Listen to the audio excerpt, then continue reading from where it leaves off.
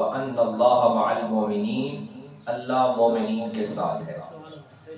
صاحب تفسیر خازن، صاحب تفسیر کبیر اور بڑی تفاسیر میں صاحب روح المعانی لکھتے ہیں کہ جب بدر کے لیے مکہ سے قافلہ روانہ ہوا تو کیونکہ قریش مکہ مومن نہیں ہے، ایمان نہیں رکھتے ہیں، لیکن ان کا بھی بیت اللہ کے اوپر یقین ہے، بیت اللہ کے وہ متولی ہیں، منتظم ہیں۔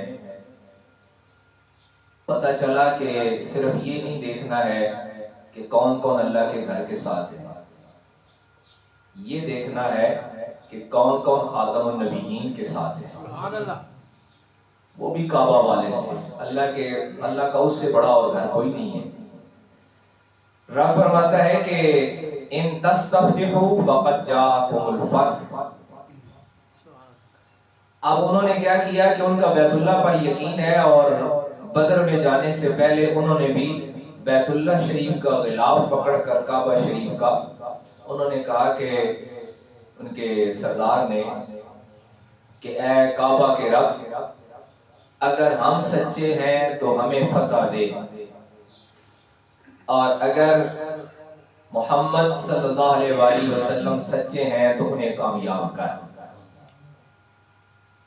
اب وہ خود یہ دعا مانگ آئے، اور پھر رب نے فرمایا وَأَنَّ اللَّهَ مَعَ الْمُؤْمِنِينَ، اللہ یہ نہیں دیکھتا کہ بیت اللہ کے ساتھ کون ہے، اللہ یہ نہیں دیکھتا کہ کعبہ شریف کو کون پکڑ رہا ہے۔ ان اللہ مع المؤمنین، اللہ مومنوں کے ساتھ ہے۔ وَلَن تُغْنِيَ عَنْكُمْ فِئَتُكُمْ شَيْئًا وَلَوْ كَثُرَتْ، اور ہرگز وہاں یہ چیز معنی نہیں رکھتی کہ کون کتنی تعداد میں ہے، اللہ مومنوں کے ساتھ ہے۔ حاضرین مکرم، رب سب کا ہے، مومن کا بھی ہے، کافر کا بھی ہے، منافق کا بھی ہے، گنہگار کا بھی ہے، نیکوکار کا بھی ہے، سب کا رب وہی ہے۔ لیکن رب کس کے ساتھ ہے؟ رب ہونا اس کا سب کے لیے ہے، خالق سب کا وہی ہے، رازق سب کا وہی ہے، رزق سب کو وہی دیتا ہے، حیات سب کو وہی دیتا ہے، موت سب کو وہی دیتا ہے، نعمتیں ساری وہی دیتا ہے، سب کو دیتا ہے۔ لیکن فرمایا وَأَنَّ اللَّهَ مَعَ الْمُؤْمِنِينَ، اللہ مومنوں کے ساتھ ہے۔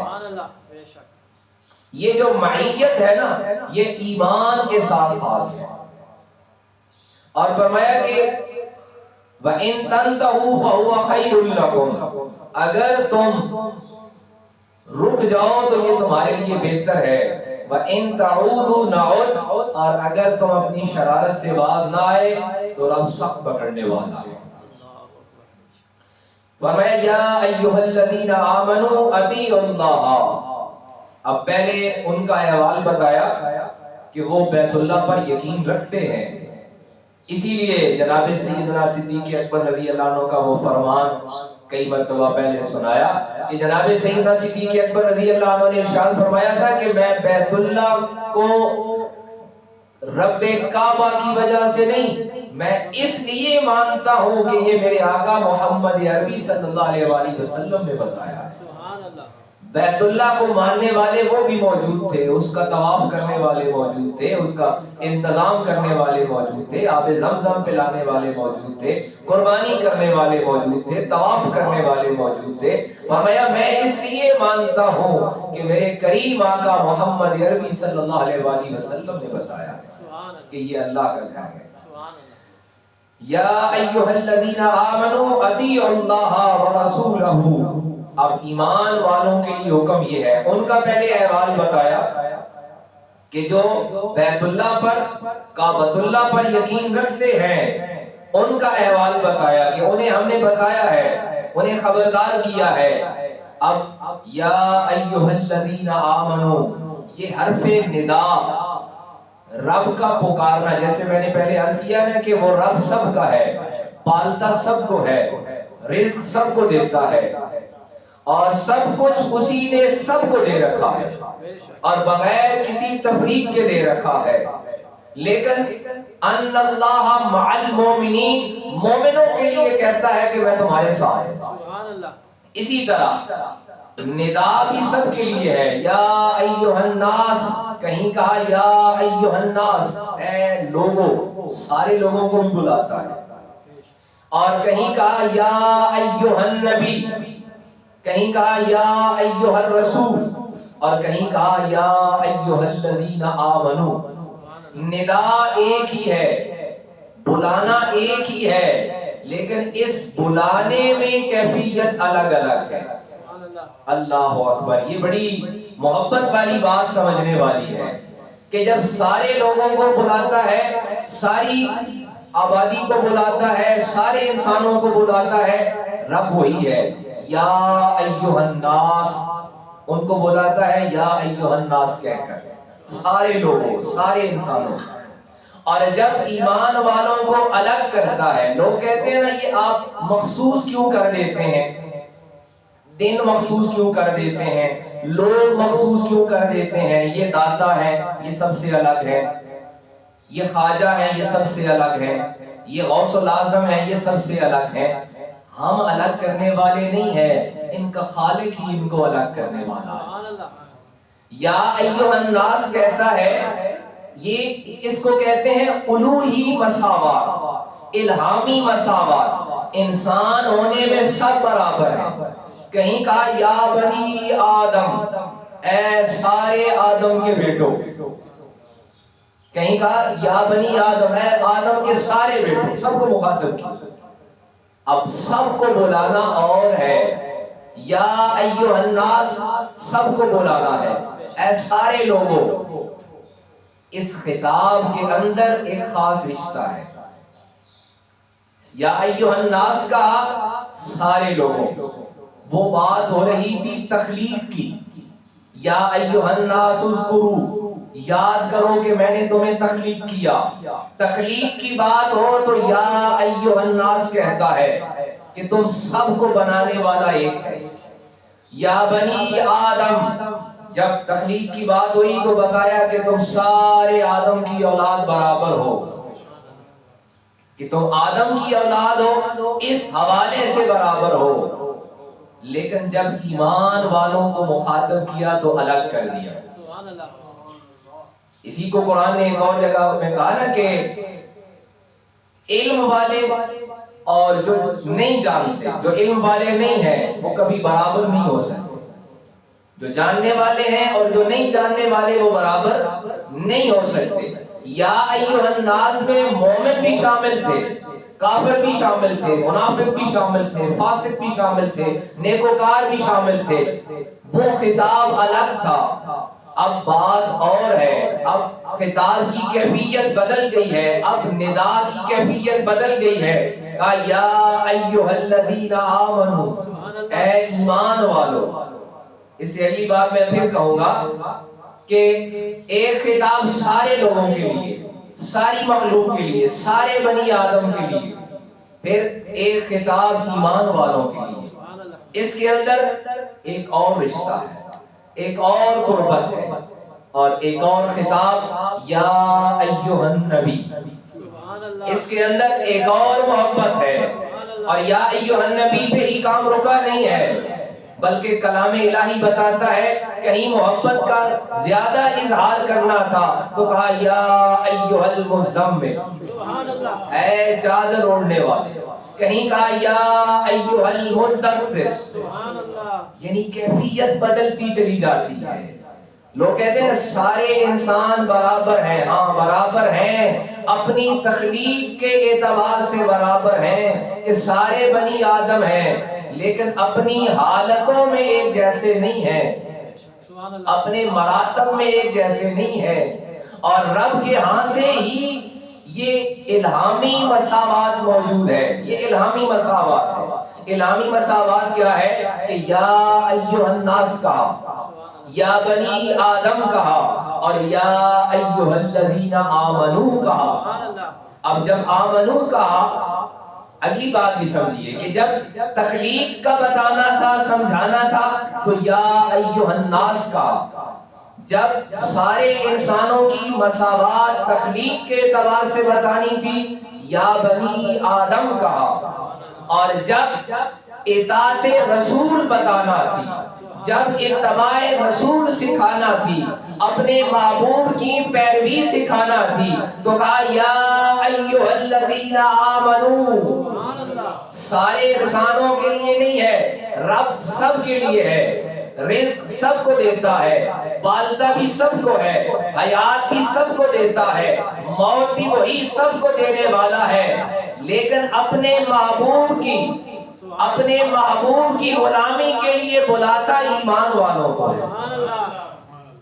ساروں کو بلاتا ہی نہیں ہے، ساروں کو بلاتا ہی نہیں ہے، اس لیے کہ وہ اپنے محبوب کی غلامی کے لیے چنتا ہی خاص لوگوں کو ہے۔ اور اس سے پہلے کہا وَأَنَّ اللَّهَ مَعَ الْمُؤْمِنِينَ، اللہ مومنوں کے ساتھ ہے۔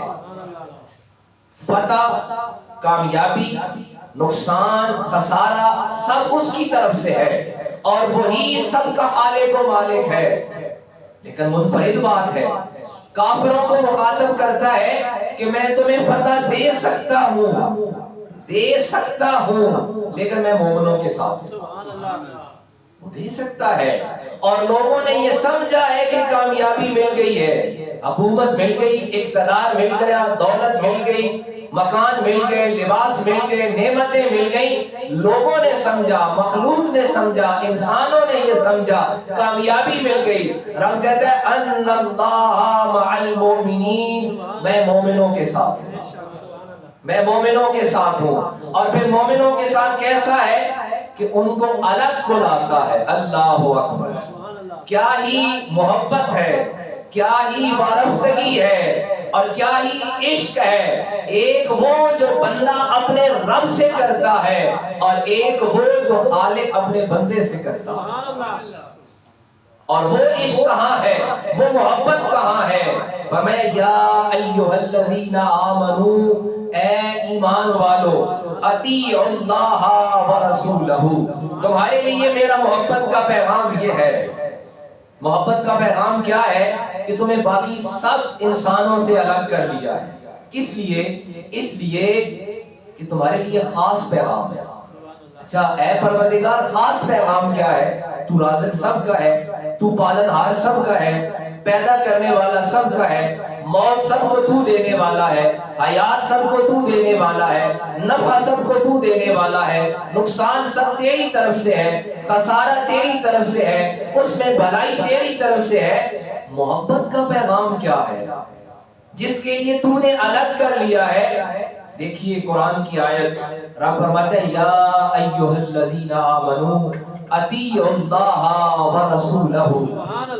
الگ اس لیے کیا ہے، الگ مخاطب اس لیے کیا ہے، قربان جائیے ایمان والوں کی عظمت پر۔ یہ مومن ہونا کوئی کم درجہ نہیں ہے، ہم نے اس ایمان کو کم سمجھ لیا ہے۔ مفسرین کرام نے لکھا کہ یہ مومن ہونا یہ کئی مقامات پر بندے کو ملائکہ سے بھی آگے لے جاتا ہے، کیونکہ مومن نے ایمان حاصل کرنے کے لیے، ایمان کو قائم رکھنے کے لیے اپنی قربانی پیش کرنی ہے، ایثار پیش کرنا ہے، بندگی پیش کرنی ہے، مشقت برداشت کرنی ہے۔ اور ملائکہ کے لیے مشقت نہیں ہے، ملائکہ کے لیے مشقت نہیں ہے، ان کے لیے ایمان لازم ہے، ان کی تخلیق کا حصہ ہے، کیونکہ ان کے ہاں گناہ نہیں ہے، ان کی زندگی میں گناہ کا تصور نہیں ہے۔ اور مومن کا محبت کا رشتہ اس لیے ہے کہ ہر طرف سے گناہ اسے گھیرے ہوئے ہے، ہر طرف سے نفس نے اس کو گھیرے میں لیا ہوا ہے، شیطان ہے، نفس ہے، دنیا کی عشق و ہوس ہے، اور اس کے درمیان بندہ مومن نے اپنا ایمان بچانا ہے۔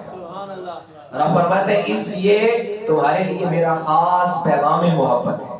وہ پیغام محبت کیا ہے؟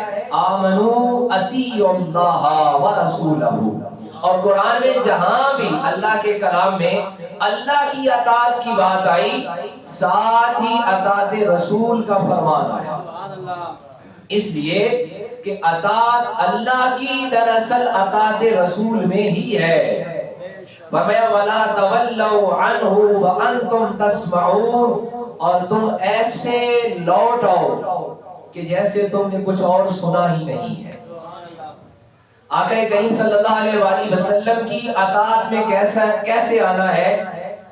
صحابہ کرام کا عقیدہ پھر کیا عقیدہ ہے کہ ایک نماز پڑھ رہے ایک صحابی، آقا کریم صلی اللہ علیہ وآلہ وسلم نے آواز دی اللہ اکبر۔ ان کا مقدر کیا ہی مقدر ہے جن کا نام کریم آقا کی زبان مقدس پر آئے، ان کے مقدر پہ آفرین جائیں، قربان جائیں جن کو میرے آقا بلاتے ہیں۔ اور کریم آقا جب بلاتے ہیں تو حالت نماز میں ہے، اللہ اکبر۔ وہ نماز بھی ان کی نماز ہے، ہماری نماز نہیں۔ وہ تھوڑا تردد کرتے ہیں، سوچتے ہیں، پھر نماز سے سلام پھیر کر نکل آتے ہیں، آقا کریم کا فرمان سنتے ہیں، آپ کی زبان اقدس سے جاری کردہ فرمان سنتے ہیں، اور آقا کریم فرماتے ہیں جو نماز یہیں سے شروع کر دو۔ یہ نہیں کہتے کہ نماز ٹوٹ گئی ہے، رب کا کلام کہتا ہے اطیعوا اللہ ورسولہ ولا تولوا عنہ وانتم تسمعون، تم ایسے لوٹ آؤ جیسے تم نے کچھ اور سنا ہی نہیں ہے۔ اور آقا کریم کیونکہ جیسے قرآن نے کہا نا کافۃ للناس بشیرا ونذیرا، کہ آپ سب کے لیے بشیر و نذیر رسول ہیں، ساری مخلوق کے لیے ہے۔ آپ نے سنا کہ آقا کریم کی اطاعت انسان ہی نہیں بلکہ کائنات کی ہر نوع کر رہی ہے، ہر جنس کر رہی ہے۔ کیسے؟ ہر جنس کیسے کر رہی ہے اطاعت رسول؟ کہ آپ کے دست مبارک میں کنکریوں نے کلمہ پڑھا ہے۔ اطاعت اللہ اطاعت رسول کیسے ہے؟ یہ تو ہاتھ کے پتھروں نے کلمہ پڑھ کے بتایا ہے وَلَا تَوَلَّوْا عَنْهُ وَأَنْتُمْ تَسْمَعُونَ، کہ ہم نے اور کچھ سنا ہی نہیں ہے، صرف آپ کی بات سنی ہے۔ درخت اپنی جڑیں اکھیڑ کر آپ کے قدم مبارک میں حاضر ہو کر بتاتے ہیں کہ ہم نے آپ کا پیغام حق سنا ہے، ہم نے صرف آپ کی بولی سنی ہے۔ پرندے آپ کی آواز پہ لبیک کہتے ہیں اور آ کے آپ کو اپنی تکلیفیں بتاتے ہیں، جانور آپ کے قدموں میں گرتے ہیں، شجر و حجر آپ سے کلام کرتے ہیں اور آپ کے اشارے پر بولتے ہیں۔ رب کا کلام کہتا ہے آمنو، اے ایمان والو تم بھی کیا کرو، اطیعوا اللہ ورسولہ۔ زندگی میں کامیابی، لوگوں نے سمجھا مکان بنا لیے کامیاب ہو گئے، دولت اکٹھی ہو گئی کامیاب ہو گئے۔ کفار مکہ سے نکل رہے تھے کہ ہمارے پاس کھانے موجود ہیں، اسلحہ موجود ہے، جنگی لباس موجود ہے، سواریاں موجود ہیں، ہم تو جیتے ہوئے ہیں، ہم تو کامیاب ہوئے ہیں۔ رب فرماتے ہیں وَأَنَّ اللَّهَ مَعَ الْمُؤْمِنِينَ، ساز و سامان تمہارے پاس ہے، عقل تمہارے پاس ہے، دولت تمہارے پاس ہے، اسلحہ تمہارے پاس ہے اور ساری تدبیریں تمہارے پاس ہیں، لیکن اللہ مومنوں کے ساتھ ہے۔ اللہ مومنوں کے ساتھ ہے، اور مومنوں کے ساتھ کیسے ہے، کیوں ہے؟ اس لیے کہ یا ایھا الذین آمنوا اطیعوا اللہ ورسولہ ولا تولوا عنہ وانتم تسمعون وَلَا تَكُونُوا كَالَّذِينَ قَالُوا سَمِعْنَا، اور جب میرے محبوب بلائیں تم نے نہیں دیکھنا کہ میں حالت نماز میں ہوں۔ جب صحابی نے تردد کیا تو ایمان نے یہ بتایا، عشق نے یہ بتایا، نماز شریعت تو یہ ہے کہ آپ اگر قبلہ رخ سے اپنا رخ پھیریں گے نماز ٹوٹ جائے گی۔ نماز محبت یہ ہے جب محبوب بلائیں تو ان کے قدموں میں حاضر ہو جائیں۔ آقا کریم صلی اللہ علیہ وسلم کی آیات مبارکہ کے آخری ایام میں جب جناب سیدنا صدیق اکبر کو آقا کریم کے حکم سے آپ کے مصلی پر کھڑا کیا گیا، ایک دن ایسا ہوا کہ 2 نمازوں کے بعد آقا کریم نے اپنے حجرہ مبارک سے پردہ ہٹایا۔ اللہ اکبر۔ اقبال نے کہا تھا کہ اے منتظر نظر آ حقیقت بشر، نظر آ لباس مجاز میں، کہ ہزاروں سجدے تڑپ رہے ہیں میری جبین نیاز میں۔ وہ نماز بھی سیدنا صدیق اکبر کی تھی، لیکن آقا کریم کے جان نثار نے بس پردہ ہٹنے کی وہ آہٹ تھی کہ جناب سیدنا صدیق اکبر نے حالت نماز میں پوری جماعت کے ساتھ رخ آقا کریم کے حجرہ مبارک کے دروازے کی طرف موڑ دیا۔ آقا کریم صلی اللہ علیہ وسلم نے یہ نہیں فرمایا نماز ٹوٹ گئی، بلکہ قرآن نے کہا وَلَا تَكُونُوا كَالَّذِينَ قَالُوا سَمِعْنَا، کہ جب وہ بلائیں تو آپ کہو کہ ہم نے سن لیا، ہم حاضر ہیں۔ آقا کریم نے ارشاد فرمایا اپنی نماز مکمل کر